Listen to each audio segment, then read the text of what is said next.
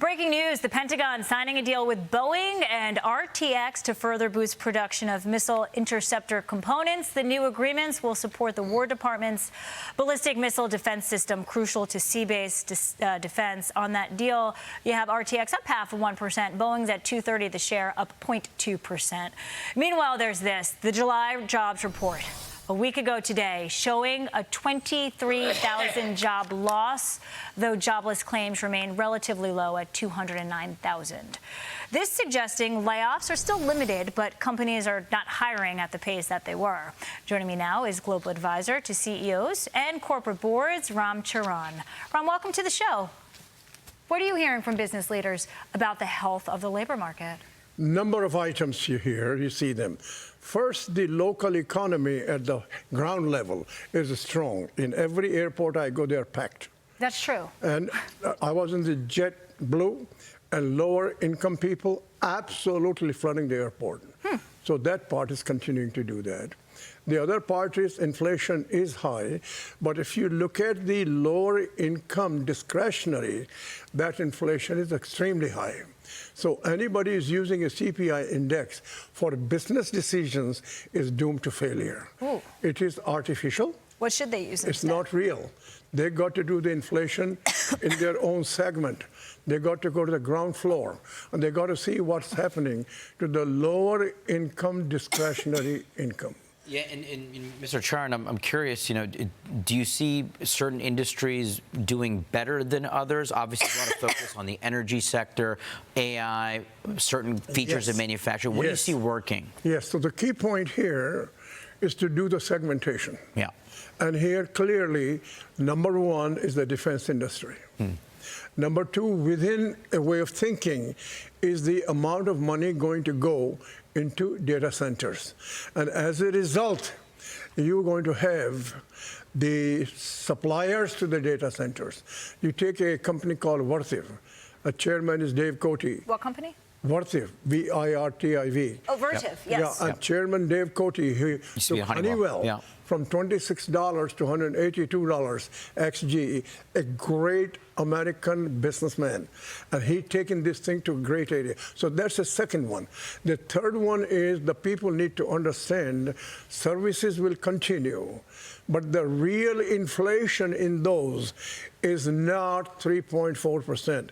Those who use aggregate number, they are doomed to fail. They got to go to the ground level, look at its components, how each of them is growing, not growing, and for business planning, they got to knuckle down and say the cost of capital is high, cost of debt is high, inflation is high, and we have to be competitive. So these are some of the industries. The other one is logistics and the infrastructure. Money coming in.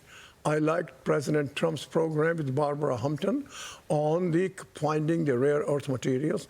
It is moving, Totally. It's slow, but she's doing an excellent job. But the problem is we are not putting together everything how it is synchronized. You got a piecemeal here, piecemeal there. How do you put it together? And therefore, we don't see the gravitas of it.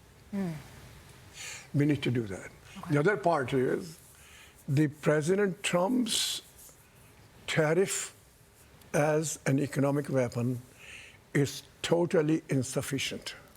There is no way one could manage the cheating, driving, counteracting on 100 countries as China has been doing. This morning, you saw in the case of India, 40 hubs are supplying, getting things from China, Vietnam, and Mexico, enabling that. And that transshipment issue is a big problem, right? I mean, setting tariffs is one piece of it, but if you have China engineering around it, is unacceptable. Yeah, but the key point is, and I've suggested that, that we must have a way to negotiate with Chinese president. He has all the power now. We don't have any retaliatory power at this point. President Trump got to get new people to advise him. We can have it. We do have it. It has to be exercised. Until you directly counteract the ability for President Xi to act we will continue to lose. Liz Peek is one of our other panelists today. She's going to ask you a question. Liz, did you have a question for Ram? Yeah, good morning. I'm very intrigued by the Bank of America Institute reports that show that the so-called K-shaped economy is becoming less K-shaped, that actually lower income Americans are seeing their wages rise faster than middle and upper income Americans. What do you think about that? What do you think the impact is on consumer spending and the kind of report that we just saw? Are wages for lower income Americans rising faster? Are you seeing that? Yeah, I want you to know the inflation discretionary for them is killing them. Go to the airport, Dallas airport, $20 hamburger. Go to JetBlue, nothing less than $15. Dallas is booming right now. Do you think what you're noticing is idiosyncratic to Dallas, a boom area in a boom state? Yeah, so they are doing it. But my point is we should not compare income increase. We should compare what is left in their pocket after expenditure. And that's hurting the lower level people.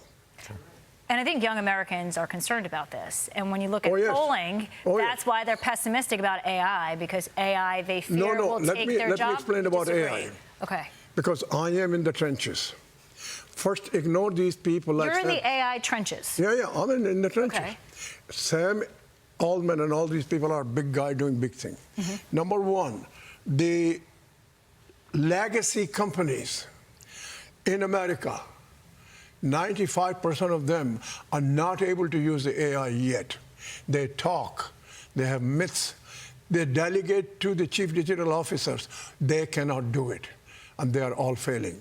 A few, Walmart, a Target, they are able to do that. So the first part is that the use of AI to improve is extremely slow.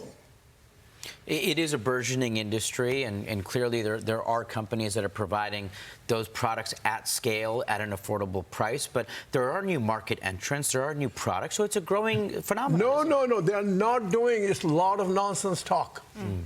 They talk, but they're not. Because I am in the trenches watching. Yep. And the reason is that they delegate to the chief digital officer. He cannot do that. She cannot do that. So this is too slow. The second part is that the people who are going to suffer are about 20 to 30 million. And they are at the lower level where they're doing clerical jobs that contact the customer, except if it is needed for experience.